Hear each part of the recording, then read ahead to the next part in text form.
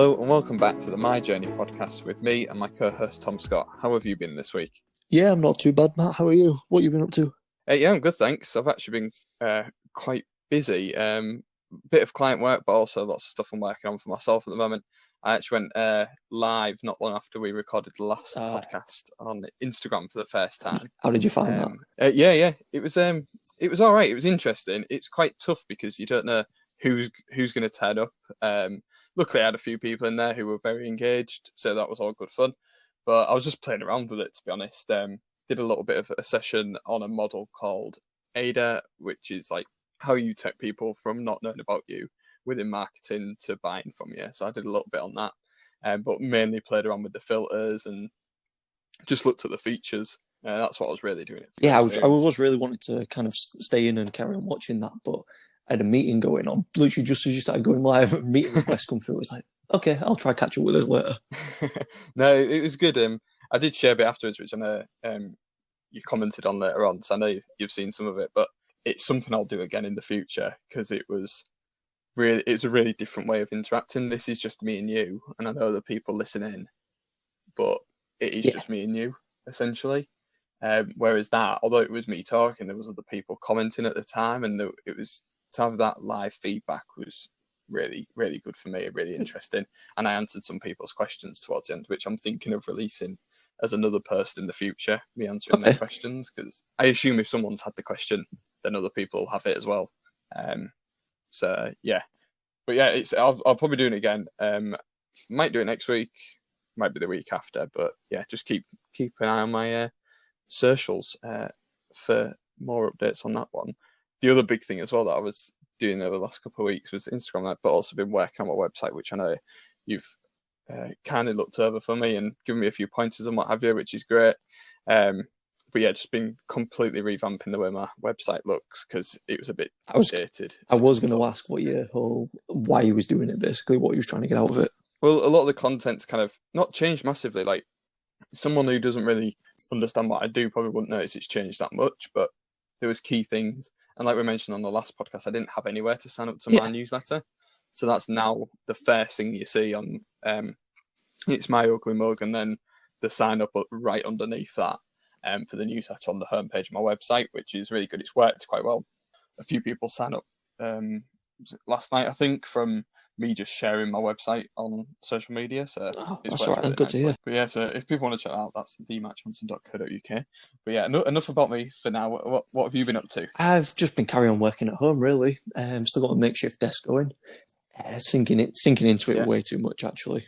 Just really getting my head down in a lot of different bits of work I need to be doing.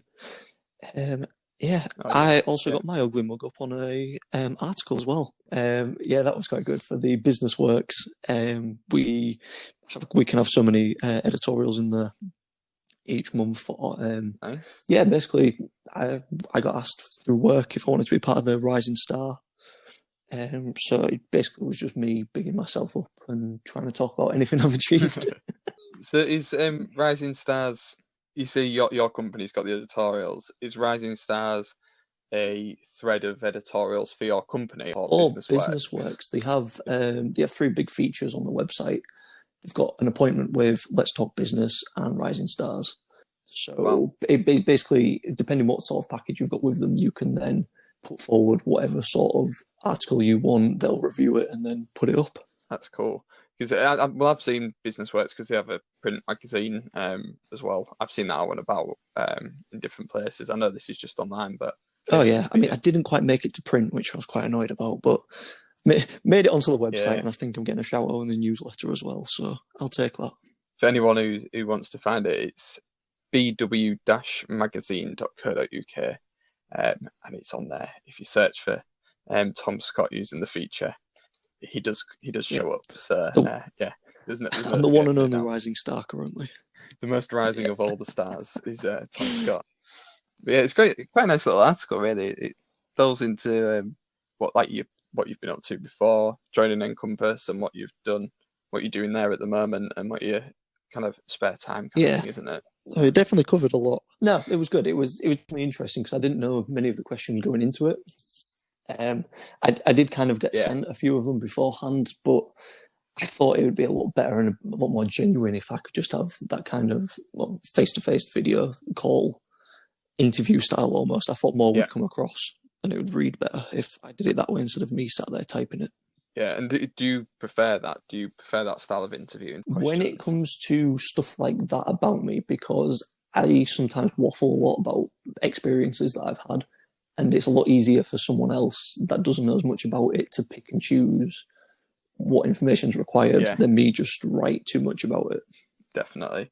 I've got like I prefer to have it that way in terms of people just ask me the questions and I don't know them in advance. But sometimes when you get somebody asking you to be part of an interview and you say, "What's the topic?" That's the main thing. If they tell me what topic they want me to talk on, that's fine because I can do a little bit of prep beforehand, that kind of thing. But when they're like, "Oh, we'll do a bit of podcasting, a bit of personal branding," yeah, a bit of social media. That's when I'm like, right now, I need your questions because they clearly don't know what they want me Yeah. to talk on. And you then get in there and they go, "So, how was school life?" And then they'll go, "And what do you think about quantum physics or whatever?" And you're like, "Oh God, no! I wish I'd known what your questions were going to be." But no, it's a very good interview at the Oh moment, yeah. anyway. I was quite nervous with it going out.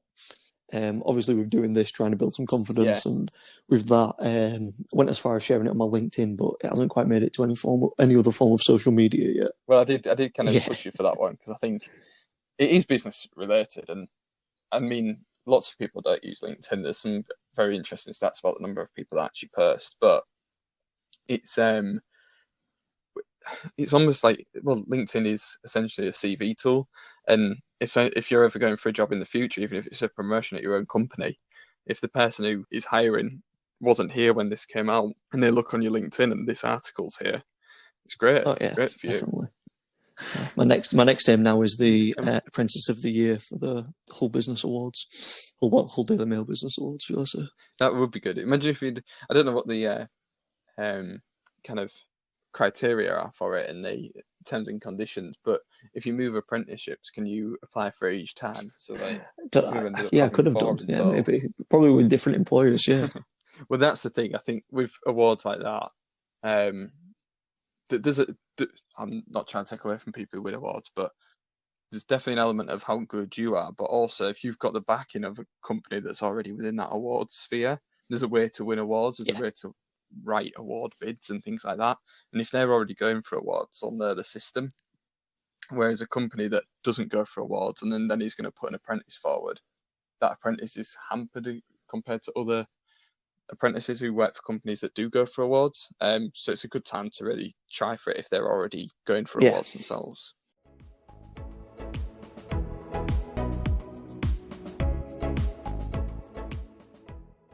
So this week we're going to try something a little bit different. We've created a list of topics in a shared document, and you as listeners are welcome to contribute to this if you've got any topics you want us to potentially cover in the future.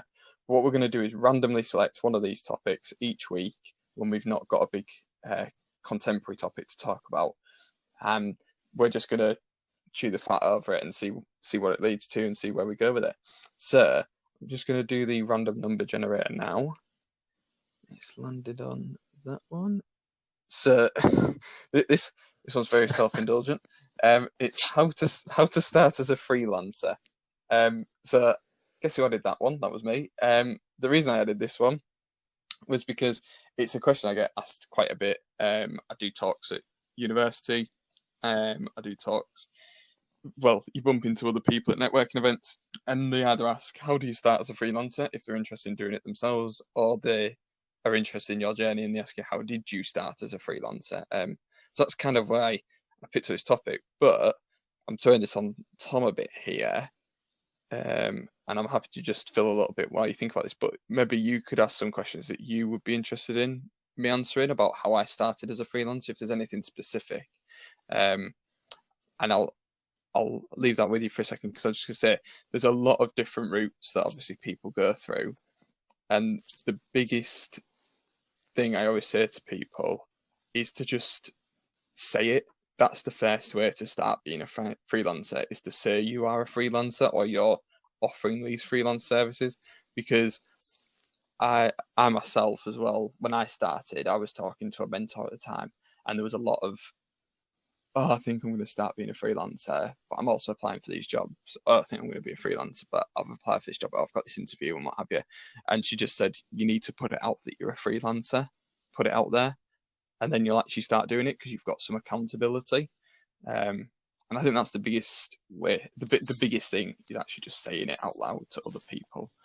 But yeah, do you have any questions about like that kind of Oh topic, yeah. Tom, at all? Before you even got to that point of how to start as a freelancer, how did you decide that you wanted to be a freelancer? So I'd worked at Hull 2017, Yep. as you know. Had a fantastic time there. Like honestly, one of the best times I've ever had working. And I've been working on some big budgets, like 30 grand kind of things, led on the marketing for Radio 1's Big Weekend from our side of things, some huge projects. And then gone, well, I even worked alongside my final year of uni, so I didn't even really go back to uni to finish my degree, sorry. But then when I did finish my degree, obviously Hull 2017 wasn't there anymore. And I went for a couple of interviews, and I felt that the term graduate, I think I've mentioned this on the pod before, actually hampered me a little bit because people saw a graduate as an entry level job. I'd already done 2 years working on one of the biggest arts and cultural festivals in the UK or even the world and managing huge budgets from a marketing point of view. And they were asking me to go in and answer the phones kind of thing in their marketing department. I was just like, this isn't for me. And I've always wanted to be an entrepreneur. I hate the term now, but I've always wanted to be an entrepreneur. And I just kind of sat there and was like, this is your opportunity. You've not got any responsibilities. Like, if nothing happens, if you get no work, what's the worst that can happen? Whereas if I'd gone and tried to get a job, got a job, worked in it for a few years, 10 years down the line, you've got family potentially to be thinking about, a mortgage potentially, all these different responsibilities that you just can't give up like that. So I decided that I wanted to do it, and it was like the perfect opportunity. Them two things kind of aligned, so that was what allowed me to even start doing it. So it all kind of just fell into place for you, really. Yeah, and I wish I'd probably started a bit earlier. I know we talked about doing something while I was at uni, probably like second year, first year, maybe, I can't really remember. And that didn't work for whatever reasons, and it kind of kept coming to me, but there was always an excuse not to do it. So like, oh, I'm starting my internship in 3 months, so there's no point in doing anything now, or I've got this other job that I need to concentrate on, or I've got my exams, things like that. And actually, I don't think I realised when I was a student how much time I had, and my course wasn't overly demanding, but it also wasn't one of the easier ones either. But I think if I'd have realised how much time I'd have probably started back then and got even more experience as freelancing and just started then. But that's the thing, I didn't tell anyone I was going to do it. Or that I was doing it. It's easy to tell people you are going to do something in the future, especially if you don't put a date on it. But to actually start doing it now is quite hard. Well, it's looking what you do actually have on and thinking, like at the time, yeah, it feels like you can't fit it in, but it's really thinking about, I can fit this in and I'm going to start it now. Get that going, and then you can start rolling from there. Oh, I like that. The other big thing that goes alongside just starting is being able to block out everyone else's opinion. You've got to potentially, depending on what situation you're in, get the backing of certain people. If you're getting support from friends and family in different ways, you need to get their backing to do what it is that you're doing. But once you've got that backing, you've got to block out their thoughts and feelings. One of my biggest worries was that there was some incredibly talented people at Hull 2017. And like, I just used to think, how can I set up on my own as a freelancer when there's all these amazing guys who have gone into other jobs? They're all going to be sat there thinking, who does he think he is? And I eventually got over that. And actually doing this podcast really helped in the long run. Doing the podcast, doing some videos, stuff like that, just putting your face out there really helped. And then through the events I run, Creative Point, I was sat talking to one of my old colleagues, and he'd come to do a talk, and he was just like, no, it's incredible what you're doing. Don't ever think that, kind of thing. The whole time I'd been thinking, they'd been saying stuff about, oh, why does he think he's capable of doing this? And actually, it was never ever been said. If Yeah. anything, they were saying the opposite. So I think you just got to be able to block other Block it people's out and thoughts get out out. your own head a bit as well. Yeah, you've got to have confidence. And it's that really fine thing, because I've met people who are doing stuff, and I think you really do need to listen to other people because you're full of your own ego, you know. So it's a fine line. But if you're the kind of person who's a bit doubting in the first place, you're going to be honest with yourself in the long run, really, aren't you? So. All right. So you've decided you're going to be a freelancer. You're going to start up. Obviously, one of the big things probably the main thing you're going to need is your clients. Say you're not a person that's super tech savvy, so you don't have a website, you're not 100% sure what you should be doing with all your marketing sort of things. You don't also have that huge of a budget as you're just starting out. What sort of things can you utilize to really try and get yourself out there? Or at least if you're speaking to someone, you can point them in a direction or provide them with something. What options would you provide for someone there? So one of the things I did spend money on at the very beginning was business cards and a website. And it depends what your budget is in terms of if you think they're expensive or not. But you can get like a Wix, Squarespace, GoDaddy website for like a tenner a month or something like that. And that it does you well. Mine's built on Wix. There's a few issues with it, but it's a relatively budget product, so I can't really complain. I got business cards because you need to get yourself to networking events, get your face out there, because that's how you meet new people. And as much as I work in social media, unless you're a like business to consumer like product company that deals in high volumes, you kind of need to build a relationship with people. So like from my point of view, so I do get inquiries through online, but actually seeing people face to face is really good for me because it helps me build trust with them, or them to build trust in me. So business cards are great. And then the other thing is just like your social media, just that's a free tool. So get on there, get it set up, use it to the best of your ability. The thing is that it's obviously different for everybody who's a freelancer, but just identify who your customers are and where they hang out. I know that the kind of customers I was getting at the start were hanging around at networking events, a certain type of networking event, and I learned that quite quickly. So I went to more and more of them. Now I'm probably trying to get work from a different type of client, and actually they do live a lot more online through tenders and opportunities like that. So I've kind of cut down how much I go to the certain networking events because of that. But if that's where your client is, you need to be there. So it's about focusing your budget where it needs to be spent the most. But finding clients it's gold dust. If you knew if everybody knew how to do that, if there was a set formula, everyone would be winning. Do you know what I mean? Like it's the $1 million question is how to find the client. But you've just got to speak to people. And from my point of view as a freelancer, being part of a co-working space has been incredibly useful, from connections, customers, and advice point of view. But I didn't do that until about 8 or 9 months into my journey because I had to save up to be able to pay for it because it's quite an expensive luxury as a co-working space at times. Okay, so just off the back of that then, if you're just starting out, you've got your LinkedIn, it's pretty much getting to where you want it to be, you've had a look around, you can get to your clients either through talking through people on LinkedIn or that they're hanging around at some form of networking event.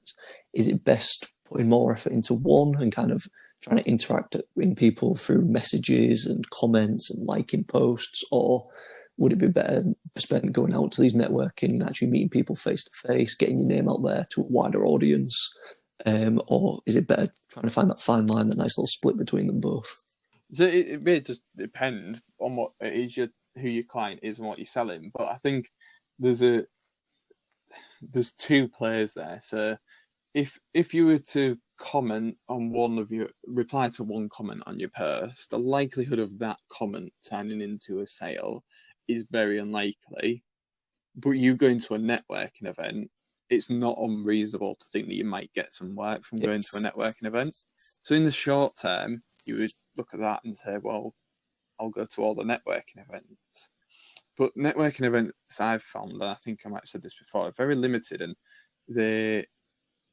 I feel like you pay to be their recommendation within that group. So if you join and there's someone already doing what you do, you've got to wait a long time before anyone will pass any work your way because the other person's already cornered off that market. And what doing your commenting on social media and sharing posts and providing useful information and liking posts and all that kind of does, it builds your brand long term. It allows your face to get in front of people. So I go through spells of doing it purely because of time, but I try and find cool conversations that are happening on LinkedIn, like around a certain topic that's kind of linked to what I do. And then I'll go in and just leave my opinion there. Nothing too controversial, but just try and add to the conversation. If you do that enough times, your face starts popping up enough. People will try and connect with you and be like, oh, I saw you comment on this thing. It really intrigued me. I'd love to connect with you and find out more. All right, one final question that I've got for you on this. Obviously, when you've made that decision, starting as a freelancer, there's a load of different things that you need to do. I'm not even going to try and pretend like I know what sort of stuff you need to be doing, but I can imagine everything from getting your brand set up to your actual accounts to deciding exactly what you're going to be providing as a service or anything like that.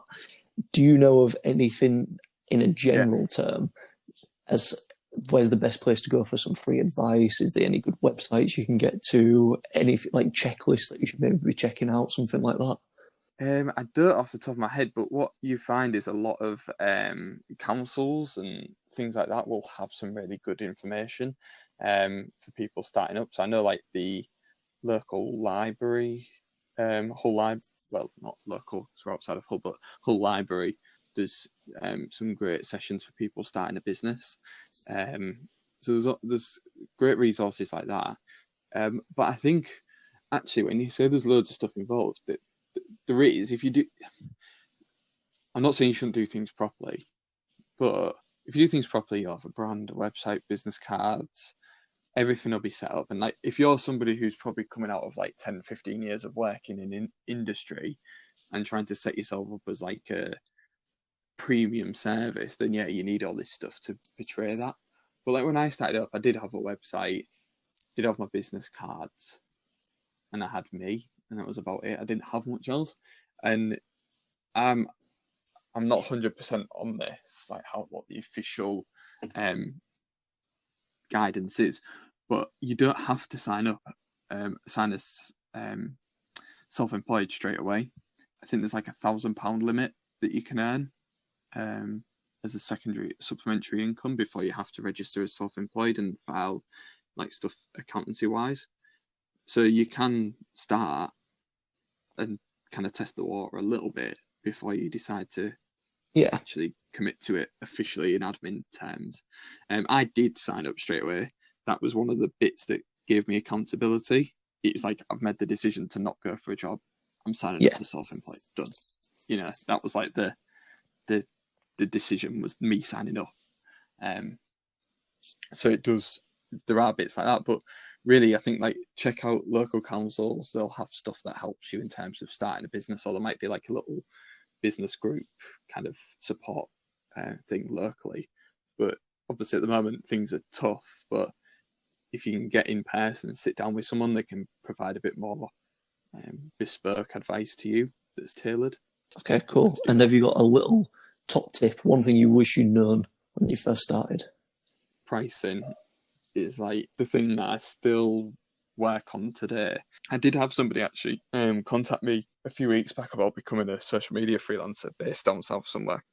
My advice to him was, as much as you can change your pricing, you try and get it as nailed as you can, and like I said to him, come back and ask me how I think that fares compared to my pricing when he's got a price in his head for what he wants to do.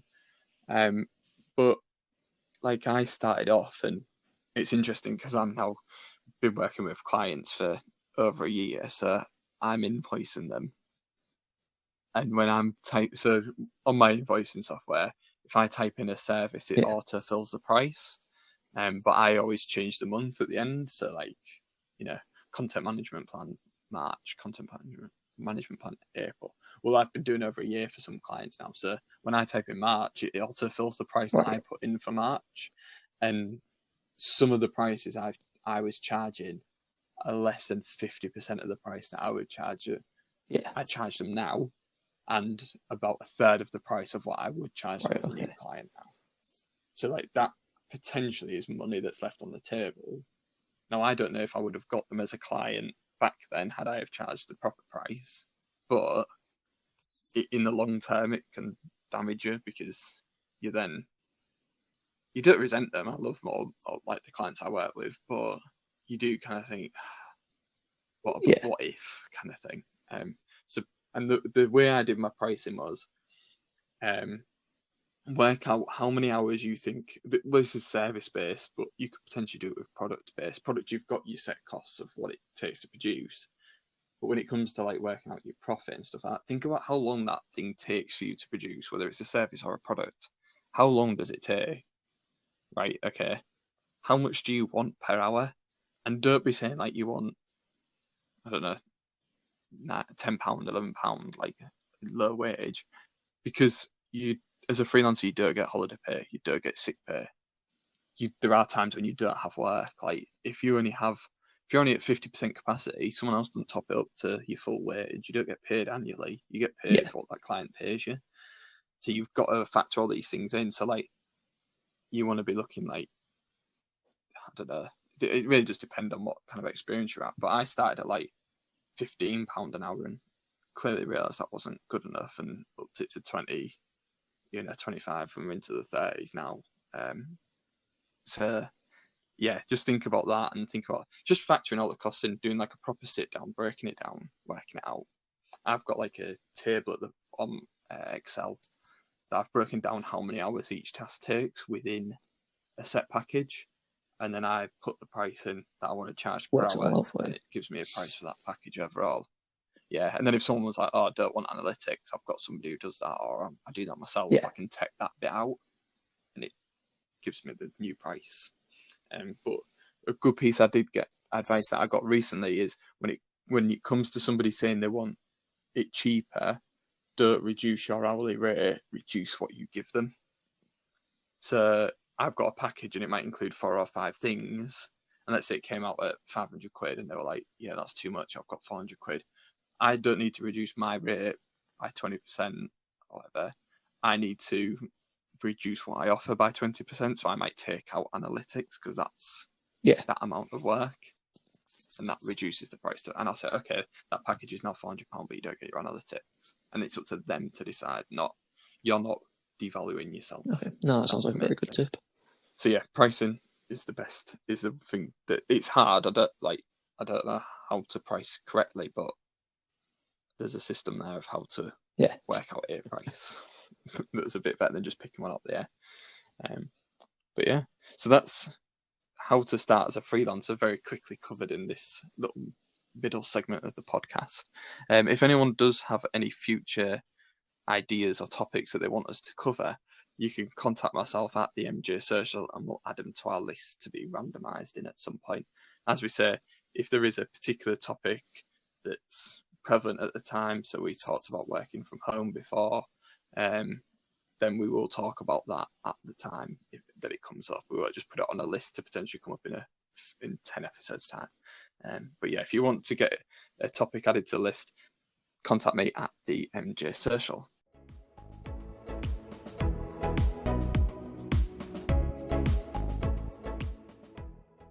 So this week we're going to try something out that we've done before. We're going to do a quick fire questions where I'll ask a question, then Tom will ask a question, and the other person has to say the first thing that comes to mind. This is a bit of fun, helps you guys get to know us, we get to know each other a bit better. We try and keep it business-ish related for the podcast. But I'm going to go first this week and ask the first question. And it's not business related in any way, it's isolation, lockdown related. My first question to you, Tom Scott, is what is your favourite board game? Monopoly. Good answer.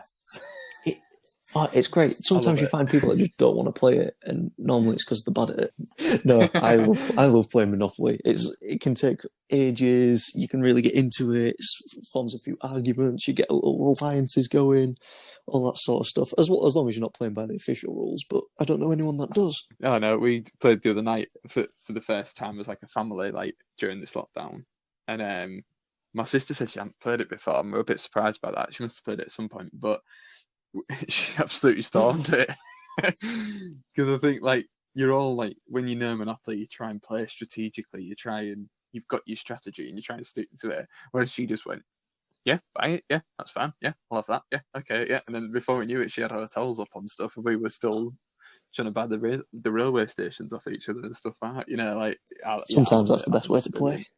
play. Yeah, Yeah. best board game, Monopoly. So my first question is, what are you wanting to buy next?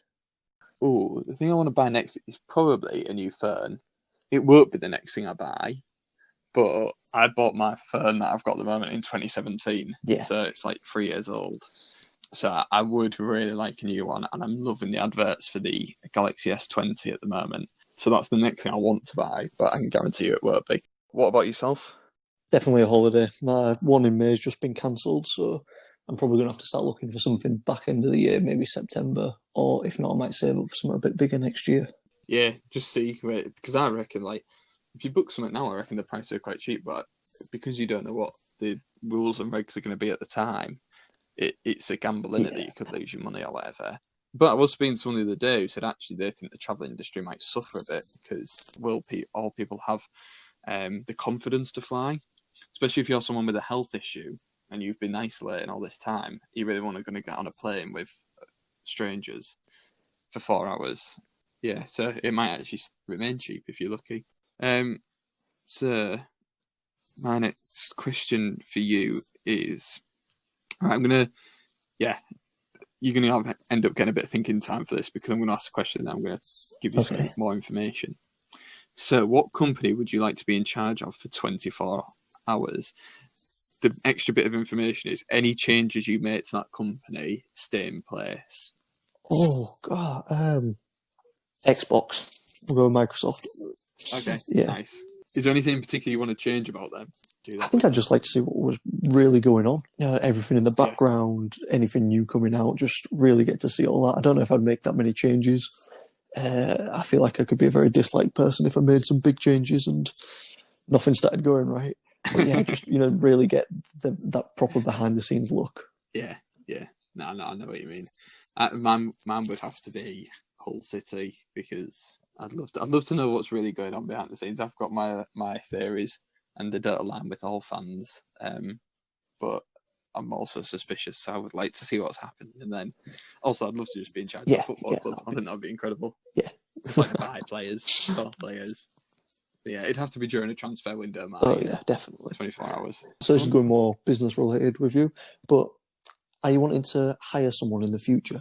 Yeah. So at the end of last year, the business was kind of doing quite well. Not like fantastically well, but like, oh, this is good, this is steady, this is secure kind of thing. And I was like, right, next year I'm going to press on. And my aim for this 2020 was to hire someone. Then I had a bit of a rocky start with the business to beginning of the year, which was tough, but got through it. Then started to rebuild. And then everything just seems to be on hold at the moment. Although starting to see a little bit of light coming through at the moment. I'm really positive about all this. I'm all the people I can speak to at the moment, like mentors and that kind of thing. I'm just asking them like, how do I make the most of this opportunity? Because I know it's tough now, but like it will be an opportunity eventually. So what do I need to do now to make this into an opportunity? So hopefully, I don't think it'll be 2020 that I hire someone, and I don't like putting dates on things because I think then you aim for that rather than what's best for you at the time. But yeah, I'd love a videographer. Yeah. That's the person I'd want first. I think like someone who could do some really cool video for both for my personal brand, and then also I can offer that out to clients at a cheaper rate. That's the aim anyway. But yeah, I think that's everything for today's episode. Is there anything else you wanted to speak about? Just briefly, I've been seeing on your socials you've got a Q&A coming up. Yeah, I don't know when this will go out. This episode, hopefully it'll be out tomorrow, being Friday. but it is on Friday. So the idea behind that is that we'll be releasing them as well. These Q&As as like a podcast or something. I think they're still trying to work it out. But basically, that's with a community called Freelance Hub, which is set up by somebody who uses the same co-working space as me.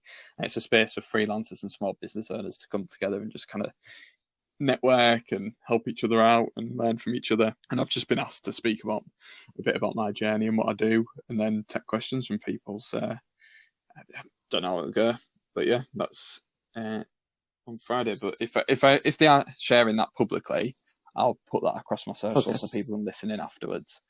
But I'll be doing, like I said, like there's ways people can ask us questions in terms of like they can put a topic forward or a question to us at the MJ Social, and if they want us to cover it in this podcast, we can. But if they've just got a direct question for me that they want me to answer, then I'll be doing another Instagram live at some point. Basically, need to keep an eye out on your socials.